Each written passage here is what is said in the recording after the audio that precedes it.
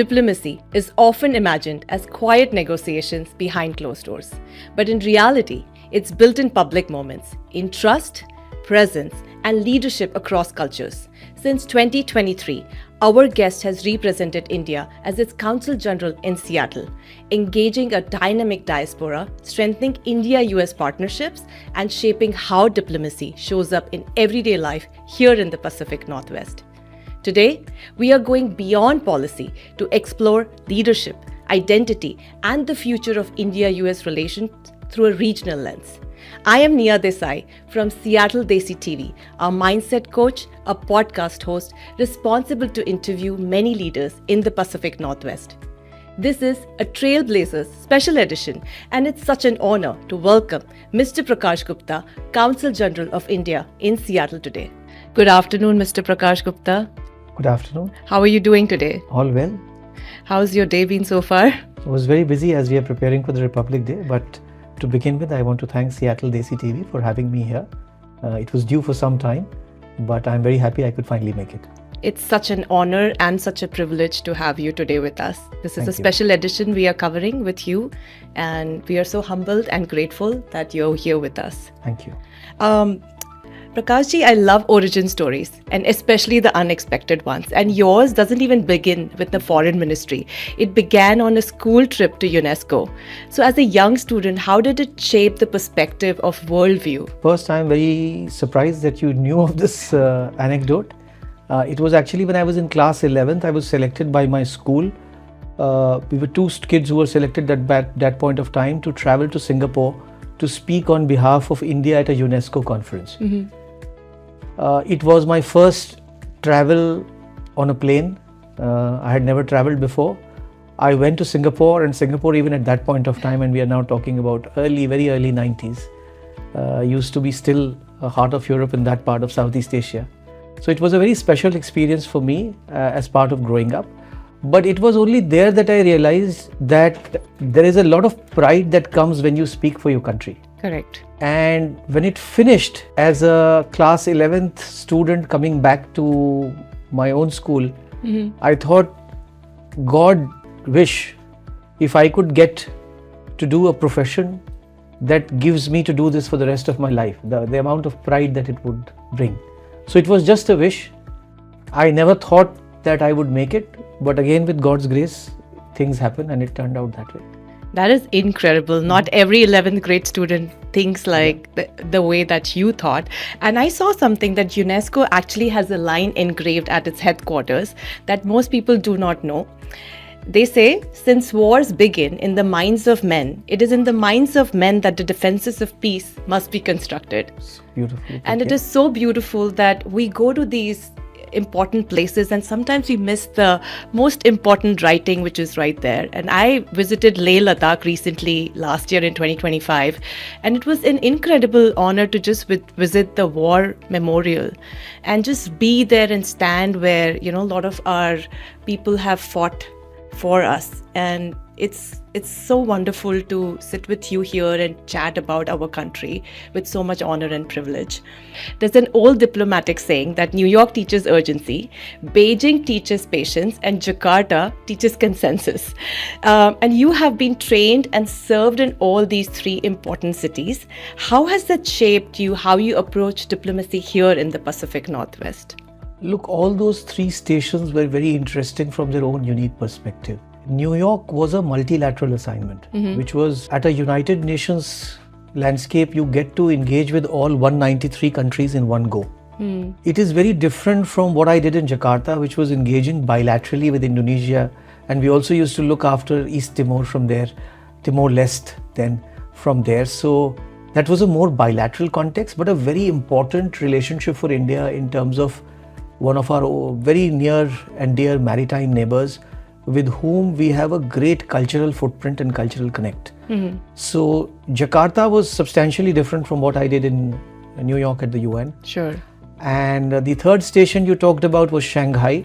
I spent 6 years there. China is a very different landscape. Again, a bilateral landscape, but still very unique in its own sense, because you need to know the language to get going with people in China. And right. Thankfully, I had learned the language in my earlier years of 2004-05 in Beijing. Spent 1.5 years speaking the language, and it still stays with me. That was very good to have while navigating Shanghai and Beijing. So when I look at the Pacific Northwest landscape, I think all those 3 innings have held me in very good stead for different values. Because diplomacy at the end of the day is articulation, patience, negotiation, and always knowing what your red lines and national interests are. And you get a different flavor of all of these in different stations. And the US relationship is a very special relationship. Therefore, all the skills and experience we have accumulated is really being put to good use here. Absolutely. That is such a beautiful answer. And so if I can ask you, how many languages are you proficient in? After entering the foreign service, I had to choose a language. My language was Mandarin, Huthonghua as they say there. Spent 1.5 years learning the language. I can read, write and speak that language. Wow. I did a small, I did a stint in Indonesia, so I can understand Bhasa Indonesia, speak little bit to get along in that. Other than that, from our own country, as you know, everybody can speak 4 languages. Of course. My parents were from Eastern UP, so I can speak Bhojpuri. Wow. I lived all my life in Lucknow, so I can understand and speak Urdu. And Hindi comes naturally because of where we are from. Wow, that is amazing. I don't know how many languages that was, but I think we can assume around 8 to 9 languages is what Mr. Prakash ji is talking about. Prakash ji, public diplomacy happens in visible moments, in ceremonies, community events, in symbolic gestures. What do you think about the balance between symbolism and substance in today's world? A very good question. Look, at the end of the day, every piece of diplomacy is judged by substance because that's what drives a diplomatic endeavor. So substance is very, very important. The other part of what you are saying is how it comes across and is seen, the visibility of it. When we were doing our Civil Services Academy, we were always told that a civil service servant is a nameless, faceless entity. You are not supposed to be seen. You are supposed to be seen through your work. That's a professional gospel that I do believe in and cherish. But again, social media has changed the name of the game at this point of time, even in how diplomacy is conducted. It's very important for you to be able to get the right message of what your diplomatic substance is, the message that it's trying to get across through the people who is your target audience. And for that, you have to be on social media and in the right proportion to be able to get that across. So I think a fair balance of both, but I will always give substance way more favor than just projection. It's always substance that drives the end product. Oh, that is beautiful. And I've heard that diplomats are pattern spotters. You know, they actually get to understand things way before a normal person would actually look at perspective. Is that true? Another part of our job as professional diplomats is to be in all kinds of foreign terrains, get along with people and look at, say, analyzing patterns and then make predictions based on how those patterns indicate in terms of what the political landscape would be. Right. So observing patterns is one of our key toolkit that we should have. But you can't generalize a pattern for one country to be true in another country. There are different patterns in each country, both at a cultural level, at a political level, or at a people-to-people level. But it is indeed important to be conscious of them as you navigate these countries, because we only get 3 years to spend in one location. So whatever we pick up has to be in that 3-year time frame, and then based on that, do a projection for the years ahead. Wow, that is incredible. And one of my very favorite diplomatic stories are the US-China thaw, which actually didn't start with any speech or politics. It started with ping pong. Yes. So athletes did something that, politicians could not. So that is such a great transition to my next segment, which is the many Indian Americans in the Pacific Northwest are leaders in technology, academics, medicine, and entrepreneurship. So how do you see the role of diaspora evolving in shaping India-US relationships right now?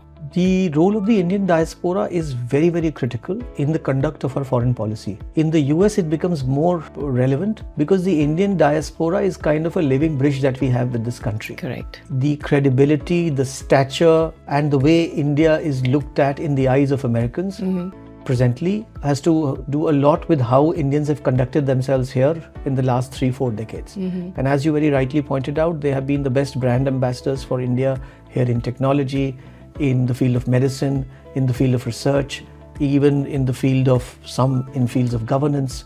So in my view, the Indian diaspora is one of the most important pillars of our relationship with the United States.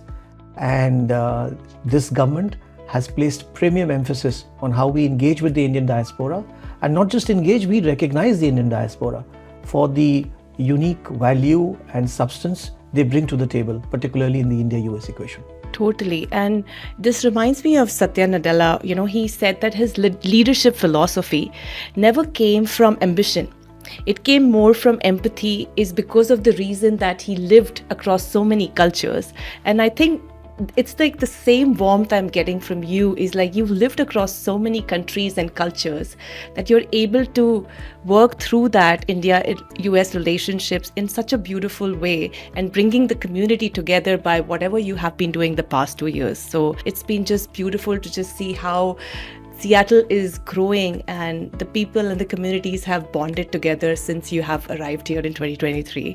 Yes, we never had a consulate here in Seattle. No. So when we came in 2 years back, one of our top priorities was to first get ourselves connected to community groups here. And in the course of the first year itself, I realized that while the community was very active, they were active in their own domains. Right. Because Greater Seattle area is made up of various cities, Renton, Kent, Bellevue, Redmond, and they were all active in their own regions. The consulate, after coming here, kind of provided a central fulcrum or a platform where all of them coalesced. And it was a very unique initiative which we started, I think, in 24 through the concept of an India Day parade, where in Bellevue we got about 40 odd community groups from all Greater Seattle area to do an India Day parade to showcase each state of India, each cultural dance of India, food of India. And we had Mr. Bill Gates viewing that. Yes. And since then, last year we had it in downtown Seattle. I think from that perspective, we have kind of provided a fulcrum or a connecting glue that the community needed to get together to project the best unique diversity of India. And I'm very thankful to the community leaders for that. And so we are thankful to you for bringing the community together. And it feels like the diaspora has evolved now from being contributors to being strategic partners. How has that changed in what India and its global diaspora now expect from one another? In terms of expectations, I would say, look, from a government perspective, we would always like any person of Indian origin to be a brand ambassador for India, wherever they are. Because in a sense, through their conduct, either professionally or otherwise of how they engage with people, they bring across a certain impression of India. And that's why if you see, we have this institution of what we call, every year we do a very big celebration called the Pravasiya Bharatiya Divas on January 9th. It's the day when Mahatma Gandhi returned to India after his journey in South Africa, when he fought apartheid. So we mark that every 2 years through something called the Pravasiya Bharatiya Samman. So this government has made a conscious policy of making sure that people of Indian diaspora who excel in fields across the globe, whether it's science, community, literature, or just community building, we recognize them and thank them for connecting India with their countries of residence in such unique and beautiful way. That is incredible. It's so nice to hear that. I think for me, the one very important factor that happened was that when India introduced the OCI framework, being American citizen, it felt like we are reconnecting back to India. A lot of us were very emotional to give up our Indian citizenship, and that's exactly how I felt when I gave up my Indian citizenship, just to not have that Indian passport in hand. But the OCI framework really helped me to believe like, no, I'm still Indian at heart, maybe US citizen on my passport. So it never changed that, connection between. Do you want to say something about that? No, I think OCI is a very important consular document that India brought to the table. Technically put, it's just visa for life. Right. So for people of Indian origin who would anyhow be required to travel frequently to India, instead of seeking visa each time, it's a very important identity document to have. It is. It not only connects you to India, but also gives you the flexibility and certain unique privileges in India, which a visa does not alone bring to the table. So I think it's been very well received. Just in the course of last 1.5 years that we have commenced consular operations here, I think we have ourselves issued 6,000 plus OCIs in Seattle itself. And those numbers are increasing. Wow, that's a lot of OCIs that you guys have been granting. So for students and young professionals from India or Indian descent in this region, what advice would you give in navigating opportunities in tech, academic, or like global entrepreneurship opportunities?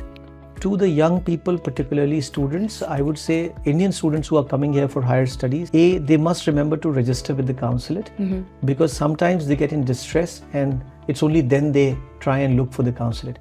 It would be important if they register with the consulate so that we have a database and we put out to them the advisories and schemes that come for the benefit of Indian students who are studying abroad.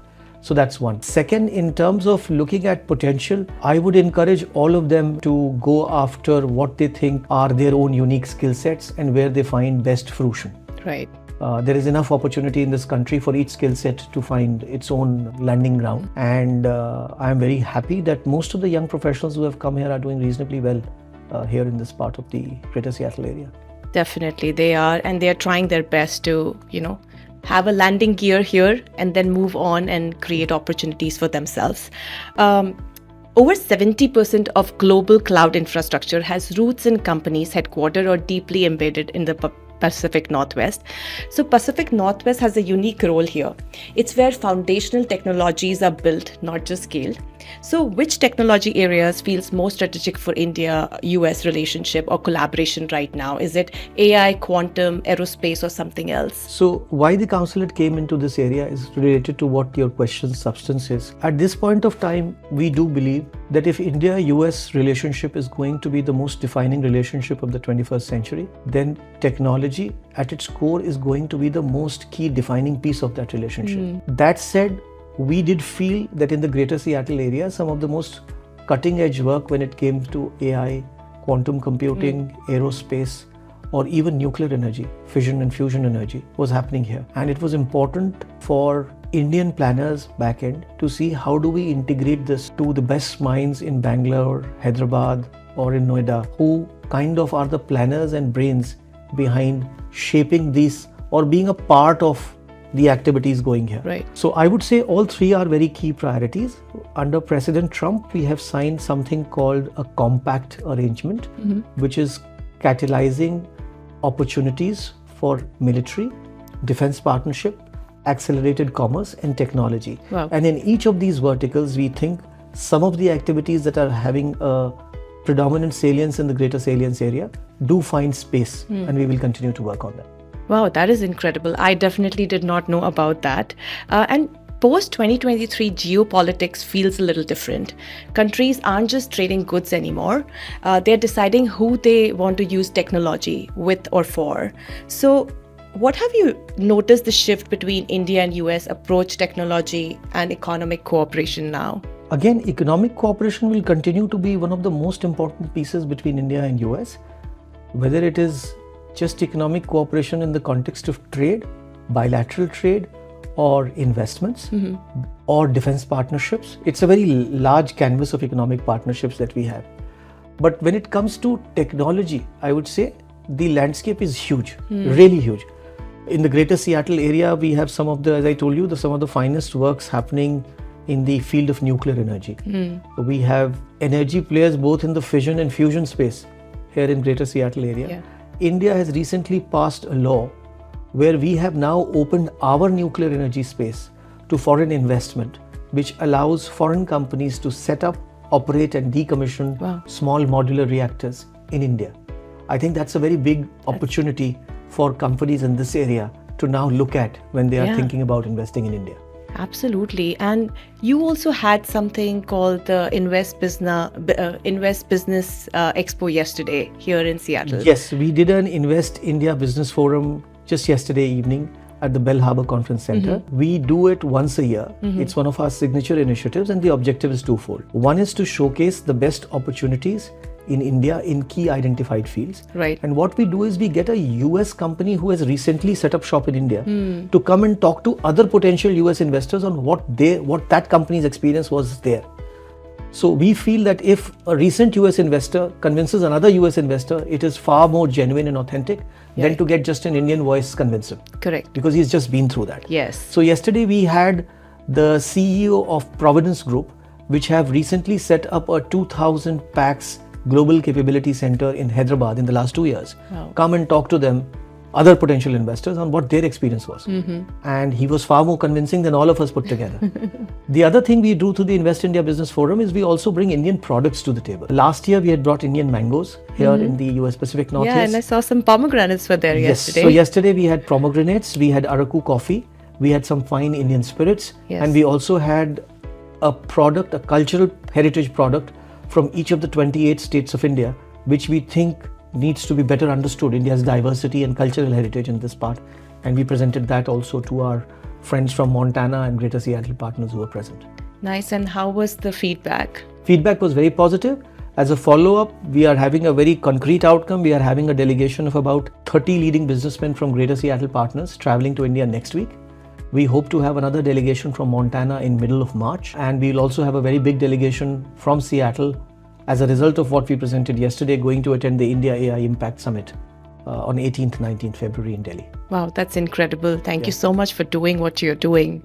This is such a trust building for the community that India-US relationships can further be so strong because of partnerships like you and collaborations that are taking forward. Prakashji, when Satya Nadella took over Microsoft, and I love to talk about Satya Nadella just because, he's such an esteemed figure here for the Pacific Northwest. He didn't lead with products. He led with culture. And he famously said that our industry does not respect tradition, it only respects innovation. But what's less talked about is that his leadership style mirrors diplomatic thinking, empathy first and power second. So it made me wonder, is the Pacific Northwest uniquely positioned to shape a more values-driven form of India-US collaboration? Again, a very good question. But first on Satya Nadella, we were very honored to have him as our guest of honor at the First Republic Day reception. I recently spoke to him just in advance of his visit to India. Microsoft has come up with amazing plans in terms of investing in India and scaling their skilling piece in India, which we really value. And Satya is one of a brand icon and somebody which the young generation of India looks as inspirational. So hats off to his leadership.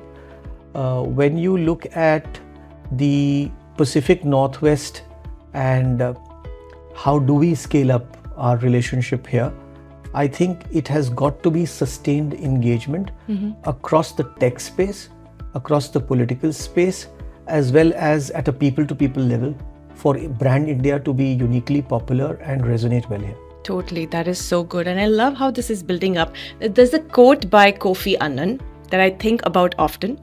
More than ever, we live in a world where no nation can stand alone. And this is such a good transition to this question. If you could leave our audience with one piece of advice about global citizenship, especially the young Indian Americans exploring the world, what would it be? What Kofi Annan said is very true, as it's also true in life that no man can be an island. So you can't stay alone all your life, you need to connect. To young people who aspire to be global citizens, I would say two things. One is to always be curious, to be open to new cultures, to be open to new languages, and to be willing to adapt. If we bring our own past experience or a kind of a stereotyped mindset to a new land and think that that is the way going forward, may not always work. Yes. So we need to adapt given changing circumstances, changing terrain, changing expectations of the other side. Adaptability and being curious would be my two key guiding things to the young people. And they must learn to connect with people of whoever they meet.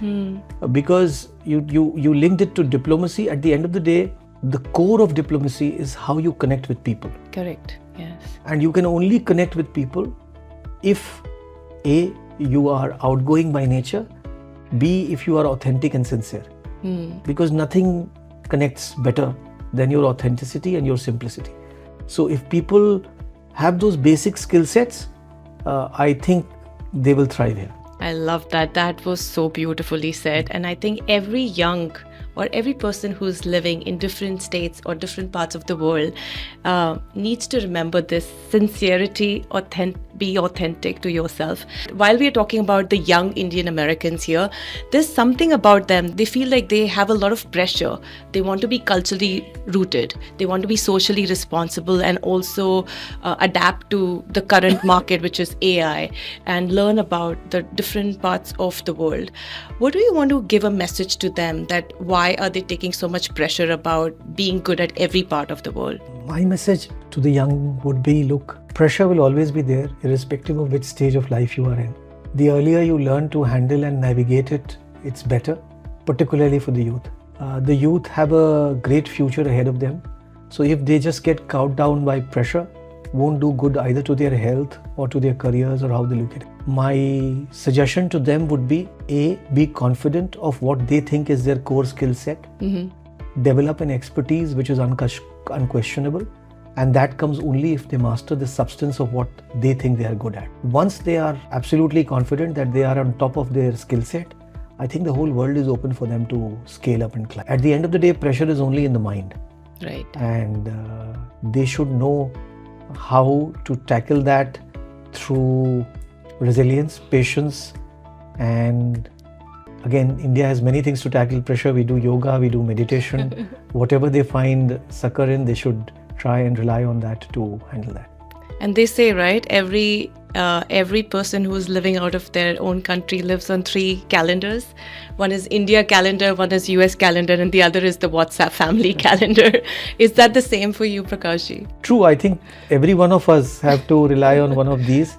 So in my case, because of the time difference between this part and India, while I finish my Seattle related work by 8 p.m. here, it's only when I go home and it's 10:30 here that I get to connect with Delhi and get things that we need to get done in Delhi from 10:30 till 12 midnight. And early morning when you get up, you need to be clear that you need to respond to your family messages and get that out. So we all operate on those 3 time zones. Or 3 platforms, as it were. They say, right, the diplomats have a permanent jet lag.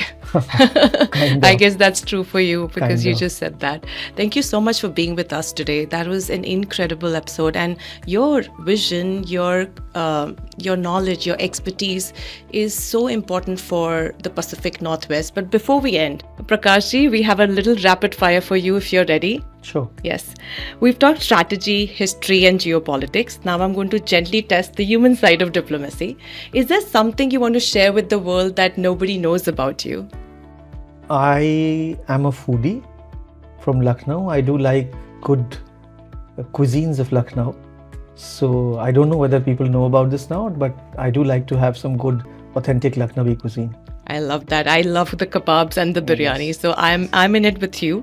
Diplomacy in one word. Connecting authentically with people. Beautiful. The quality every global leader must have today. Patience. Perfect. One value India brings uniquely to the global stage. Spirituality. Ooh.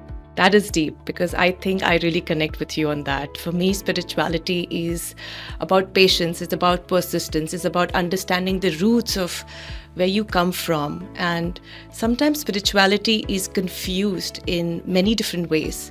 And I love how you mentioned that to me. Since you asked what India uniquely brings, I do believe that in our ancient traditions, there are many things which are still universally used. People don't remember that it comes from India, but the way we connect spiritually with the rest of the world, I don't think any other country connects that way. I 100% agree with that. Yeah. The most underestimated part of being the Consul General? To be punctual all the time. Yeah.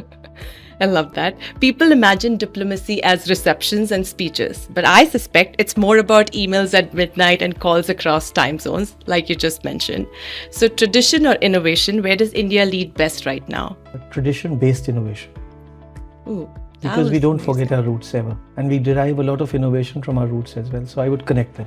And that is a very important thing that you just mentioned, is about the roots. I think every single person who is from India specifically, we are so culturally rooted in different ways.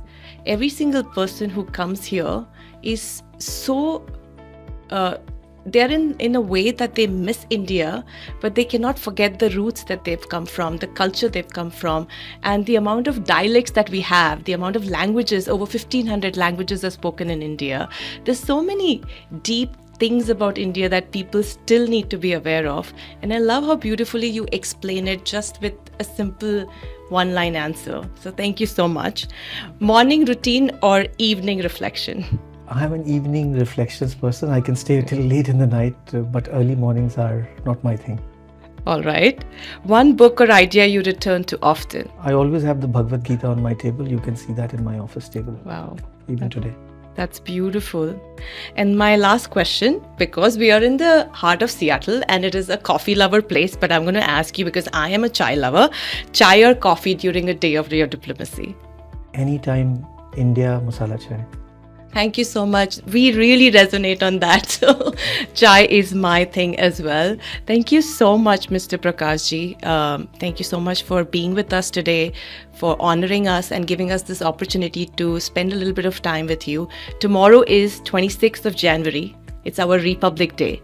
And we are so honored that you are actually doing a flag hoisting tomorrow.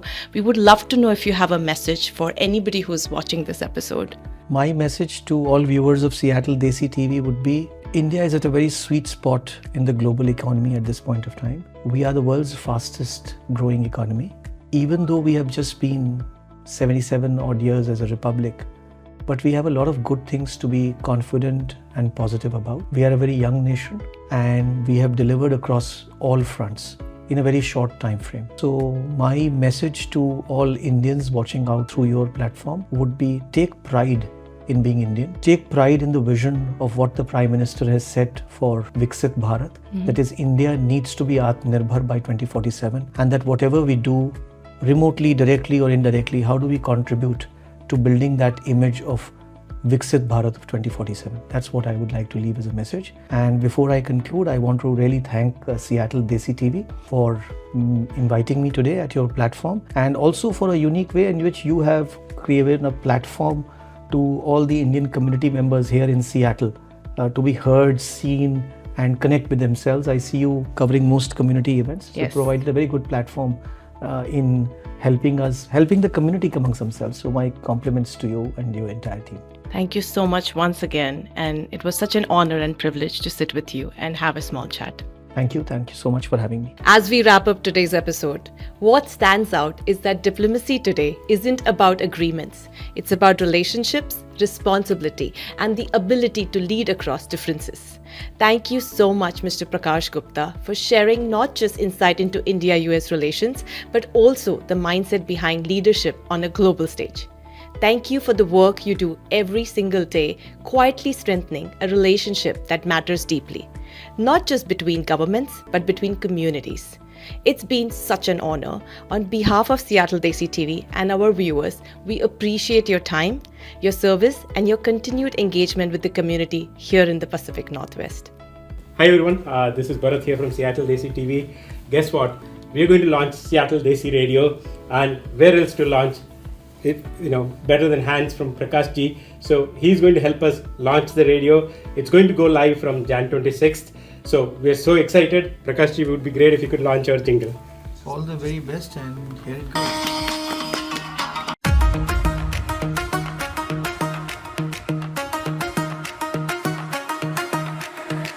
Seattle Desi Radio in the air tonight. City lights, Daisy hearts feeling just right. From the sound of rain to the beat of the dawn, every freak connects the soul.